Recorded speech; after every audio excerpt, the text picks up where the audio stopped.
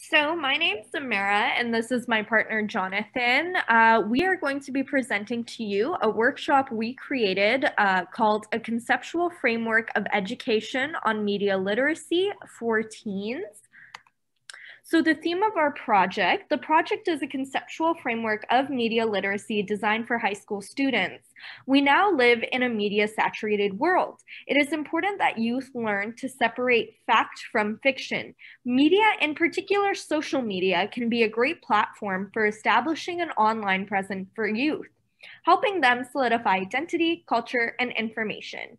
Despite this, media can also lead to a decline when misinformation and disinformation occurs and spreads. It is vital that people, youths especially, are aware that claims within the media are not entirely accurate. One of the many goals of media literacy is to encourage children to think critically, teaching them how to think and not want to think. In order to address the issue of misinformation and disinformation, we need to create responsibility within youth, provide them a sense of ethical grounding to fight against contributing to the spread of misinformation and disinformation through appropriate education. Yeah, so the units are social media, news and politics, film and entertainment, and advertising and marketing. Our workshop uses a combination of activities and readings to get students engaged with what the internet has to offer, and it's meant to be flexible. So time allocations can be increased or decreased depending on the student's reception of each topic, and breaks can be given between units if needed. Unit 1 uses a social media group prepared in advance to help students learn how to use social media responsibly. Facilitators will seed in some potentially misleading articles to get the students started. Aside from the objectives listed on this slide, an important part of every workshop is to have an effective icebreaker, especially if the students are from different schools or classes. This allows the students to be more open to participate in and engage in the workshop's activities. Social media is the first unit in the workshop because it is arguably the biggest influence in today's society. And with so many different social media sites out there, you can bet your child or teenager is on at least one of them regularly. Since it isn't so reasonable or practical to remove social medias entirely, this unit tries to get those teens to use them in a more responsible fashion, and it is thus the base for the other 3 units. Next slide. So Unit 2 is called News and Politics. The objective of Unit 2 is to introduce the concept of regime of 2 truths developed by Kevin Latham. The idea is to present to youth that all news media is not always accurate. A news story or news event may occur, but the facts that surround it may be distorted to fit a specific narrative. This is done because of different news agencies having specific political alliances or specific moral views, or even just the funding they're provided kind of provokes them to create news in a way that fits a specific narrative. Students will learn how to identify between the actual fact of the news event and the fake or distorted view within the story. They will do this by actually analyzing 2 news sources on the same news event. And from there, they will separate what is the actual news media event and then what is the bias or opinion in the article on the event. From this, they will develop an understanding of the political spectrum and its effects on news media commentary. So with films being such a big part of many students' lives, it's also important to be able to distinguish between messages and truth. This is not to say that films and entertainment may not have positive messages for their audiences, but rather that the messages are examined within the right context and with the right mindset. A healthy amount of skepticism can also help to prevent misinterpretations of parodies or blindly believe in satirical film as something real.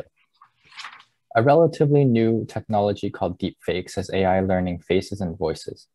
It's a little bit like Photoshop, but for video content. And this technology clearly has the potential to be abused. It can be funny seeing Nicolas Cage's face on every character's bodies, but when deepfakes infiltrate the news and politics mentioned in the last unit, it can have devastating consequences, such as living in a world where nothing can be trusted. This unit hopes to drill in the concept that if we don't have the ability to parse information, we might end up going in the opposite direction. Just like blindly trusting media, blindly throwing aside and distrusting any and all information by shouting fake news is just as dangerous. Yep, next slide. All right, so Unit 4, which is our last unit, is on advertising and marketing. In this unit, we will start off by learning the concept of branded spaces, which is defined in A.M. Cronin's article. So a branded space is a space in which capitalist forces influence the social production of space using promotional culture. The geographic or urban landscape, as Cronin puts it, is transformed by commercial influences which help facilitate a capitalist city. So the educator is expected to explain this definition to students and from there create an opportunity for students to critically self-identify individual branded spaces within their virtual and physical media spaces.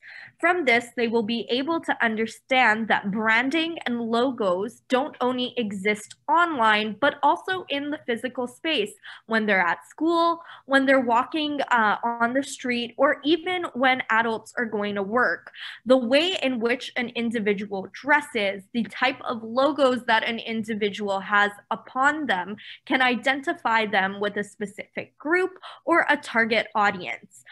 So learning how to identify media that is specifically targeting youth as a potential consumer is very important because as we know, advertising targets children as young as infants, and it's something that's expected to go on throughout lifetime. So for this reason, we find advertising and marketing and understanding the concept and application of branded spaces within media quite important for youth to grasp. So to conclude, we have a few takeaways. One of the many goals of education is to encourage children to engage in thinking critically. In other words, this is teaching them how to think and not what to think.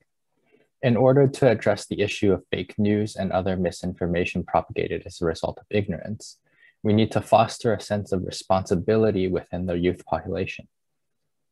We can provide a sense of ethical grounding to fight against contributing to the spread of misinformation by not creating false or misleading information in the first place.